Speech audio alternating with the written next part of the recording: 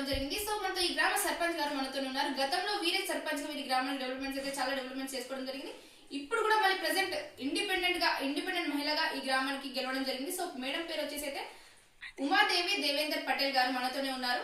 సర్పంచ్ వీరి గ్రామానికి ఇప్పుడు ఎలాంటి డెవలప్మెంట్ చేసుకోబోతున్నారో వారి మాట్లాడి తెలుసుకున్న ప్రయత్నం చేద్దాం. నమస్తే మేడం, బాగున్నారా? నేను సర్పంచ్గా ఇండిపెండెంట్గా గెలిచాను. గురాన్పల్లి గ్రామ ప్రజలకు నా యొక్క హృదయపూర్వక నమస్కారాలు తెలియజేయడం జరుగుతుంది. రాబోయే 5 సంవత్సరాలు మీరు ఎలాంటి డెవలప్మెంట్స్ అనేవి మీ గ్రామానికి చేయబోతున్నారు? హస్బెండ్ చాలా చేసిండు.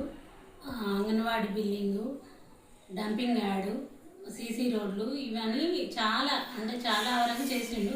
ఇక్కడ పనులు చాలా తక్కువ ఉన్నాయి. కొన్ని పనులు ఉన్నాయి. ఏంటి అంటే అవి ఎస్సీ కాలనీ డ్రైనేజీను, సీసీ రోడ్డు ఉంది. ఏం పనులు పెండింగ్లో ఉన్నాయో అవి మేము చేస్తామని చెప్తున్నాం.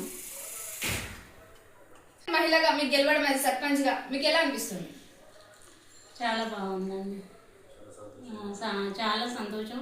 ప్రజలు నా మీద ఇంత అభిమానం చూపెట్టినందుకు చాలా కృతజ్ఞతరాలు. మీకు ఓటేసి గెలిపిస్తే మీ గ్రామ ప్రజలకు మరి మీరు ఏం చెప్పాలనుకుంటున్నారు?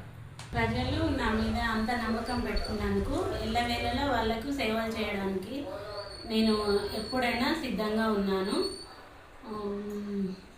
నిత్యం నేను వాళ్ళకి అందుబాటులో ఉంటాను. ఏ ఆపద వచ్చినా కూడా నేను శక్తుల నేను ముందుంటాను. ఇండిపెండెంట్గా నేను ఒక మహిళనై ఇండిపెండెంట్గా నిలబడి నేను మెజారిటీతో గెలిచాను. ప్రతి ఒక్క మహిళ కూడా వెనుకడుగు వేయొద్దు. ఇంటికే పరిమితం కాకుండా ప్రతి రంగంలో మహిళలు మేము కూడా చేసి చూపిస్తాము అన్న ఛాయశక్తుల ప్రయత్నించి ముందుకు రాగలరని కోరుచున్నాను. యాజ్ ఎ మహిళగా ఒక సర్పంచ్ మిమ్మల్ని చూడడం మాకు కూడా చాలా ఆనందంగా ఉంది మ్యామ్. మా ఛానల్ తరఫున మీకు కూడా హ్యాపీ కంగ్రాచులేషన్స్ మ్యామ్.